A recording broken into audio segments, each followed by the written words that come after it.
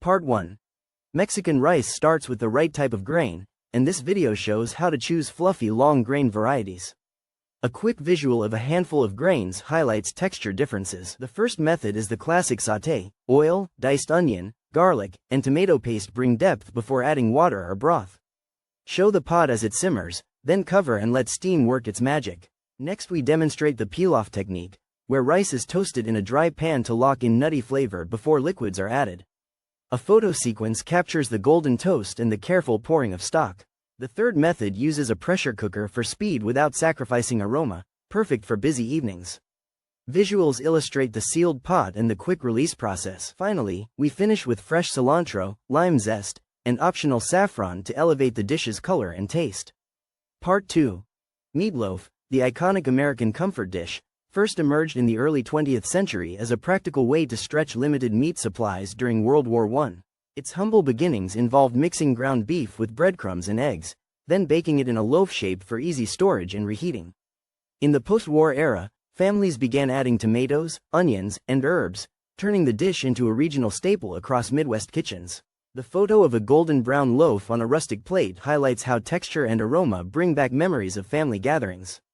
During the 1950s, television shows popularized meatloaf recipes, often pairing it with mashed potatoes and green beans for a balanced meal. Later, chefs experimented with variations such as adding Worcestershire sauce, barbecue glaze, or even stuffing with cheese to elevate its flavor profile.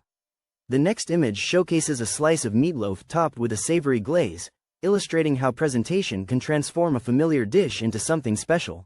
Today, meatloaf remains a symbol of resourcefulness and comfort, often served at potlucks, holidays, and casual dinners across the country.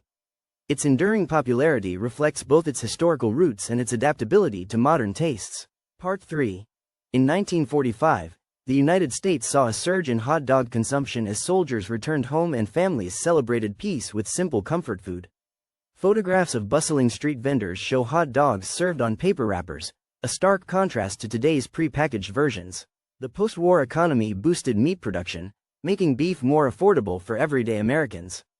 Cultural media, including radio shows and early TV programs, popularized the hot dog as a symbol of American optimism. Fast food chains began standardizing recipes, ensuring consistency across the country. Today's varieties often rely on processed meats and artificial additives to cut costs. Health-conscious consumers now favor leaner proteins or plant-based alternatives. The shift reflects broader changes in dietary preferences and regulatory standards, yet the iconic hot dog remains a staple at baseball games, fairs, and backyard barbecues. If you enjoyed this historical bite, explore more of our national food stories on the channel. Part 4. In the early 1900s, American diners began serving a humble dish that would soon become a national staple. The first recipes combined simple ingredients like flour, eggs, and milk into a creamy base. Fast forward to the 1950s, when television chefs popularized this comfort food across households. Their demonstrations showed how to achieve the perfect golden crust with just a splash of butter. By the 1970s, regional variations emerged, adding local spices and cheeses. These tweaks reflected the melting pot nature of American cuisine. Today, the dish remains a go-to meal for families seeking nostalgia and warmth. Its enduring popularity highlights how comfort food can evolve while staying true to its roots. The story reminds us that even simple recipes carry deep cultural significance. Part 5. Apple pie has been a symbol of American hospitality since the 18th century, appearing in colonial cookbooks as a staple for family gatherings. Its crust evolved from simple dough to flaky pastry, reflecting immigrants' adaptation of European techniques. The classic recipe uses tart apples, cinnamon, and a touch of nutmeg, creating a flavor profile that balances sweetness and spice. Historically, apple pies were often served at Independence Day celebrations, reinforcing national identity.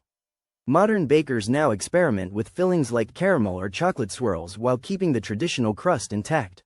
The preparation begins by rolling out dough to a 12-inch circle, then lining a pie dish with parchment for easy release. Sliced apples are tossed in sugar, flour, and spices before being poured into the crust. A lattice top is added, brushed with beaten egg, and baked until golden brown. The result is a fragrant, caramelized apple pie that embodies comfort and heritage. Part 6. In the first visual beat, a vibrant carrot and beetroot sit side by side, each glistening under studio lights to highlight their natural colors. The narrator explains that carrots are rich in beta-carotene, which converts to vitamin A essential for vision and immune function. The second beet shows a close-up of a beetroot being sliced, revealing its deep red flesh packed with manganese and folate. It follows that manganese supports bone health while folate is crucial during pregnancy for fetal development. In the third visual beet, a split screen displays a nutrition chart comparing antioxidant levels in both vegetables. The narrator notes that carrots contain more vitamin A, whereas beetroot offers higher nitric oxide precursors for cardiovascular benefits. The fourth beet features a quick recipe clip of carrot soup and beet salad, demonstrating how each can be cooked to maximize flavor. Finally, the narrator summarizes that choosing between them depends on dietary goals, vision and immunity versus heart health and nutrient diversity.